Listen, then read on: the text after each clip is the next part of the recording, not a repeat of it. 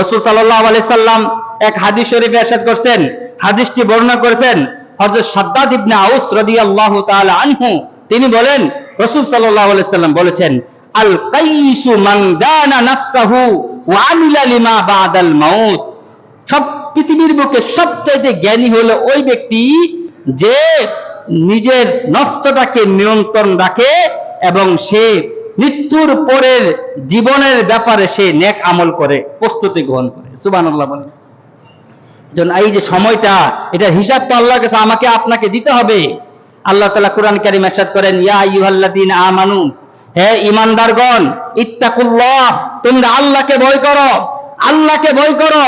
ওয়াল তানজুর নাফসুম মা কদ্দামাত লিগাদ, আর প্রত্যেকটা মানুষ যাতে এই ব্যাপারে চিন্তা করে যে আগামীকাল সে কি প্রস্তুতি গ্রহণ করেছে, আগামীকাল তথা মৃত্যুর পরের যে কাল আছে এই কালের জন্য সে কি প্রস্তুতি গ্রহণ করেছে, এই ব্যাপারে যাতে সে একটু চিন্তা করে। সুবহানাল্লাহ বলে। আপনি আমি কি চিন্তা করলাম?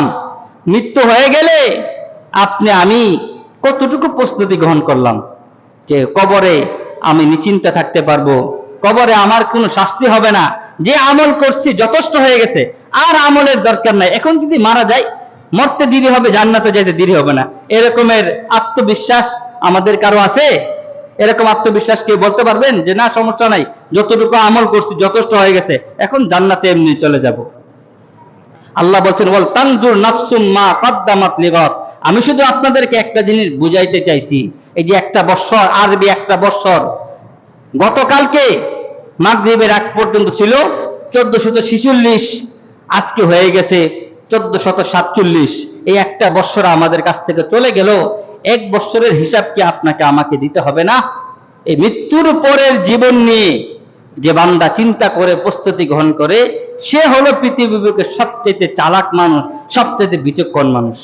রাসূল সাল্লাল্লাহু আলাইহি সাল্লাম বলেন, ওয়াল আজিজু মানিত্তাবা নাফসাহু হাওয়া, আর সবচেয়ে অক্ষম, নির্বোধ আর সবচাইতে ক্ষতিগ্রস্ত মানুষ হলো সে যে ওয়াল আজিজু মানিত্তাবা নাফসাহু হাওয়াহু, যে শুধুমাত্র তার মন যা চায় সে তাই করেছে, সে তার প্রবৃত্তির অনুসরণ করেছে। ওয়া তামান্না আলাল্লাহ, আর আল্লাহর উপর ভরসা করে বসে আছে, সব সময় কাজ করছে নফসের, নফস যা চাইছে তাই করছে, আর মনে মনে আশা আল্লাহ আমাকে সবই দিয়ে দিবে। আল্লাহ রাসূল বলেন, সে সবচেয়ে ক্ষতিগ্রস্ত, সে সবচেয়ে নির্বোধ ব্যক্তি। নাউজুবিল্লাহ মিন যালিক। এজন্য সময়ের গুরুত্ব দেওয়া শিখি। রাসূল সাল্লাল্লাহু আলাইহি সাল্লাম হাদিস শরীফে ইরশাদ করেছেন, আল্লাহ রাসূল বলেন, কিয়ামতের ময়দানে প্রত্যেকটা মানুষকে 5টা প্রশ্নের উত্তর দিতে হবে।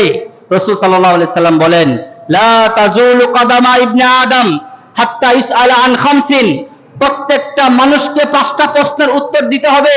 5টা প্রশ্নের উত্তর না দিয়ে কিয়ামতের ময়দানে একটা মানুষ তার একটা কদমকে সরাইতে পারবে না, আপন জায়গায় দাঁড়ায় থাকবে আর বলবে, নাফসি নাফসি ইয়া রাব্বি নাফসি, হে আল্লাহ আজকে আমাকে বাঁচাও, আমাকে বাঁচাও।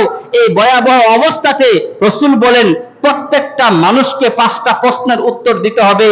5 প্রশ্নের উত্তর যদি কেউ দিতে না পারে, একটা কদম সামনে বাড়াইতে পারবে না। সুবহানাল্লাহ বলে। আল্লাহ রাসূল সাল্লাল্লাহু আলাইহি সাল্লাম বলেন, 1 নম্বর প্রশ্ন হবে আন উমরিহি ফিমা আফনা, হে আমার বান্দা, আল্লাহ তাআলা সেদিন জিজ্ঞেস করবে, বান্দা তোমাকে আমি 60 বছরের জীবন দিয়েছিলাম, 70 বছরের জীবন দিয়েছিলাম, কাউকে তো আমি 100 থেকে বেশি হায়াত দিয়েছিলাম, এই যে লম্বা হায়াতটা আমি তোমাকে দিয়েছি, এই 100 বছর, 70 বছর, 80 বছর, 50 বছর, এই সময়টা তুমি কোন কাজে ব্যয় করেছো? আজকে আমার কাছে হিসাব দাও। হিসাব না দিলে একটা কদম সামনে বাড়তে পারবে না। সুবহানাল্লাহ। এই হিসাব আপনাকে আমাকে দিতে হবে। এই আমার জীবনের হিসাব, কোন কাজে আমি আমার সময়টাকে ব্যয় করেছি। এজন্য আল্লাহ তাআলা সময়ের কসম কেটেছেন। এজন্য পেয়ারা হাজির, আমাদের চিন্তা করতে হবে। 1 নম্বর প্রশ্নই আমার জীবন নিয়ে। এই 30 বছর, 40 বছর, 50 বছরের হায়াত, এই হায়াত সম্পর্কে আল্লাহ জিজ্ঞেস করবেন, নেক আমল করে কাটাইছো? আমার জন্য এই হায়াতটাকে কাটাইছো, নাকি দুনিয়ার কোনো দলের জন্য, দুনিয়ার কোনো ব্যক্তির জন্য, দুনিয়ার ধন সম্পদের জন্য কাটাইছো? এই হিসাবটা তুমি আমাকে দিতে হবে। 2 নম্বর, আল্লাহ রাসূল বলেন, ওয়ান শাবাবিহি ফিমা আবলা, আল্লাহ রাসূল বলেন, তোমার এই 70-80 বছরে আমি কয়েকটা বছর, 10-15 বছর দিয়েছিলাম যৌবন কাল। এই যৌবন কালটা তুমি বিশেষভাবে যৌবন কালটা তুমি কোন কাজে ব্যয় করেছো?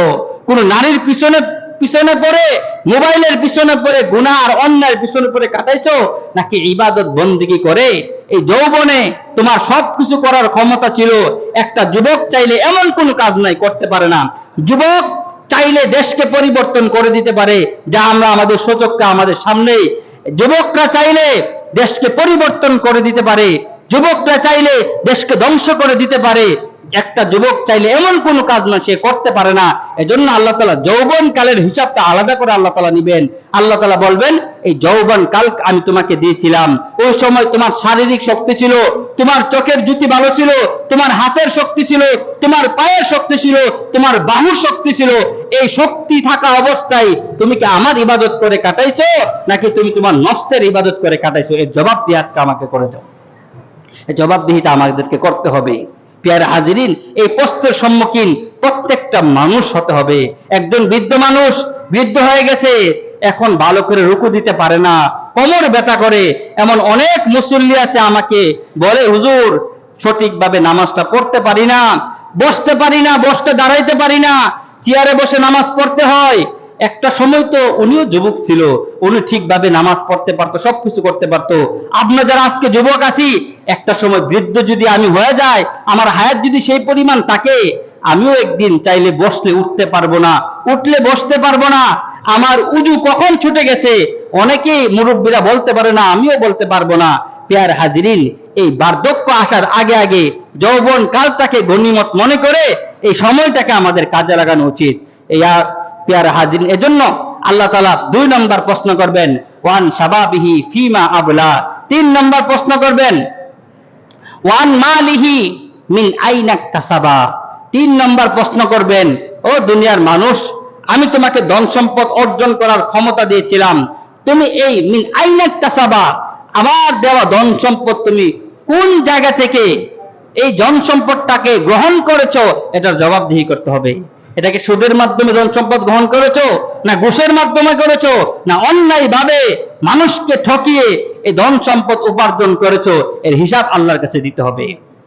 আল্লাহ রাসূল বলেন, ওয়াফিমা আনফাকা, ধন সম্পদ ভালোভাবে অর্জন করেছে এমন অনেক মানুষ আছে, হালাল ভাবে টাকা উপার্জন করে ঠিক, কিন্তু টাকাটা ব্যয় করে হারাম পন্থায়, হারাম জায়গাতে ব্যয় করে, গানের আসরে, খেলার আসরে, বিভিন্ন অন্যায়ের কাজে এই হারাম, এই তার টাকাটাকে ব্যয় করে হারাম কাজে।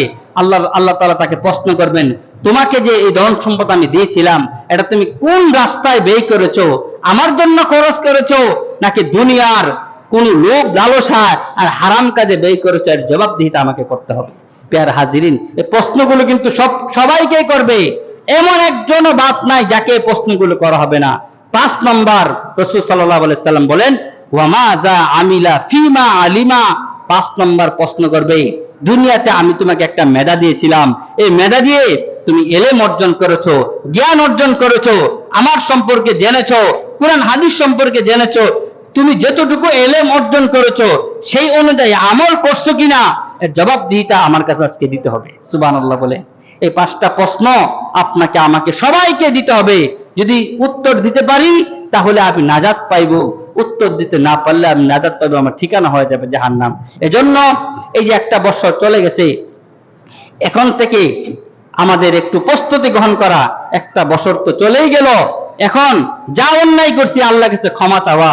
আল্লাহ, অনেক অন্যায় করেছি, আপনার কাছে ক্ষমা চাই। ভবিষ্যতের জন্য পরিকল্পনা করা। গত বছর চলে গেছে, এমন অনেক মানুষ পাওয়া যাবে 1 পৃষ্ঠা কোরআনে কারীম তেলাওয়াত করে নাই, রমজান মাস সহ। এমন অনেক মানুষ পাওয়া যাবে, মাঝখানে একটা রমজান মাস কিন্তু গেছে, কারণ অনেক চোর বাটপার পর্যন্ত রমজান মাসে ভালো হয়ে যায়। এরপরও এমন কিছু মানুষ, এমন কিছু হতবাগার দুর্ভাগা লোক আছে, 1 বছরে 1 পৃষ্ঠা কোরআনে কারীম তেলাওয়াত করে নাই। আমার জানা মতে এরকম অনেক লোক আছে। এই কোরআন তো আপনাকে দিয়েছিল আল্লাহ তাআলা। গত জুমাতে বলেছিলাম, আসমানকে কোরআন দিতে চাইছে, আসমান নেওয়ার সাহস করে নাই। জমিনকে দিতে চেয়েছে, জমিন নেওয়ার সাহস করে নাই। পাহাড় পর্বতকে দিতে চেয়েছেন আল্লাহ তাআলা, পাহাড় পর্বত এই কোরআনকে গ্রহণ করবে সাহস দেখায় নাই। আল্লাহ তাআলা মানুষকে কোরআন দিয়েছেন, মানুষ সাদরে কোরআনকে গ্রহণ করে নিয়েছে। সুবহানাল্লাহ। তাহলে এই যে কোরআনটাকে অবহেলায় পড়ে আছে, পুরো একটা বছর তাকিয়ার মধ্যে পড়ে আছে, একটু খুলেও দেখেন না। নিজের ঘরের টিভিটাকে প্রত্যেক মাসে সপ্তাহে কতবার পরিষ্কার, ডিসপ্লের মধ্যে যাতে কোনো দাগ না পড়ে যায়, রুমাল দিয়ে টিস্যু দিয়ে আমরা এটা পরিষ্কার করি, অথচ কোরআনটা বছরের পর বছর পরে আছে, একটু চিন্তা করি না। এই কোরআন কি আপনার পক্ষে সাক্ষী দিবে? রাসূল সাল্লাল্লাহু আলাইহি সাল্লাম বলছেন, কোরআন মানুষের পক্ষে এবং বিপক্ষে, মানুষের পক্ষে এবং বিপক্ষে সাক্ষী দিবে হাসরের ময়দানে। এজন্য এই গত একটা বছর আমাদের কাছ থেকে যে অতিবাহিত হয়ে গেল, এজন্য আল্লাহর কাছে তওবা করা আর নিয়ত করা, আল্লাহ যা করছে করে ফেলেছি, এখন আমার অন্তরের মধ্যে অনুধাবন আসছে, আমার চেতনা ফিরে আসছে, এইভাবে তো জীবন চলে না, এখন থেকে আমি ইবাদত করব। যারা 5 ওয়াক্ত নামাজ পড়ি নাই, 5 ওয়াক্ত নামাজের পরিকল্পনা করুন, আমি 5 ওয়াক্ত নামাজ পড়বো। দুনিয়া উল্টে গেল, আমার নামাজ থেকে কেউ ফিরাইতে পারবে না। আমার যত ব্যস্ততা থাকুক, সব ব্যস্ততাকে উপেক্ষা করে আমি নামাজটা ঠিকভাবে আদায় করব।